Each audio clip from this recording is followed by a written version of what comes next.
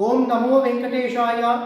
அகிலாண்ட கோட்டி பிரம்மாண்ட நாயகன் சமஸ்த காருண்ய கல்யாண குணாநிதியான மலையப்ப சுவாமி இந்த கோவை குட்டீசியா திருப்பதி வெங்கடாச்சலபதி நகர்ல பக்தாளுக்கு வரமாக வந்து நிற்கும் மூலமூர்த்தியான வெங்கடேஸ்வர சுவாமியும் உற்சவ மூர்த்தியான மலையப்பனும் அவளுடைய அழகக்கான கண்கோடி வேணும்னே சொல்லலாம். அதற்கும் மண்டலாபிஷேகம் பெருமாளுக்கு 48 நாள் நடக்கிறது.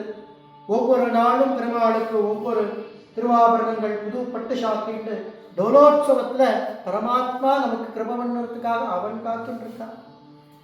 ஸ்ரீதேவி பூமாதேவி சமேத மலையப்பன் இந்த 48 நாள்ல ஒரு நாள் மண்டலாபிஷேகம் பெருமாள் கைங்கரியம் பண்றது, மண்டல பூஜைக்கு சமர்ப்பிக்கிறது அவ்வளவு விசேஷம். கும்பாபிஷேகம் பண்ணின பலனை பகவான் நமக்கு கிருப பண்ணுறான். எம்பரமான ஆத்மார்த்தமா பிரார்த்தனை பண்ணிக்கோ. இவ்வளவு கிட்டக்க பெருமாளை நிதானமா கண்குளுங்கிற அந்த திருமலையில சேவிக்கிறது போல ஒரு அனுகிரகம், ஒரு ஆனந்தம் பகவான் நம்மளை தேடி வந்திருக்கார்.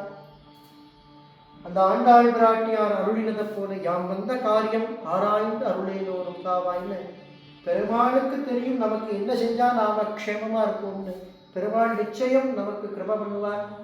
எம்பெருமான வேண்டிங்கோ, பெருமாள்கிட்ட பிரார்த்திச்சிங்கோ. பிரபு உனக்கு ஊஞ்சல் பண்ணக்கூடியதான ஒரு பாக்கியம், உனக்கு கல்யாண உற்சவம் பண்ணக்கூடியதான பாக்கியம், உனக்கு வஸ்திரம் சமர்ப்பிக்கக்கூடியதான பாக்கியத்தை மலையப்பா நீ எனக்கு கிருப பண்ணணும்னு பெருமாளை வேண்டிங்கோ.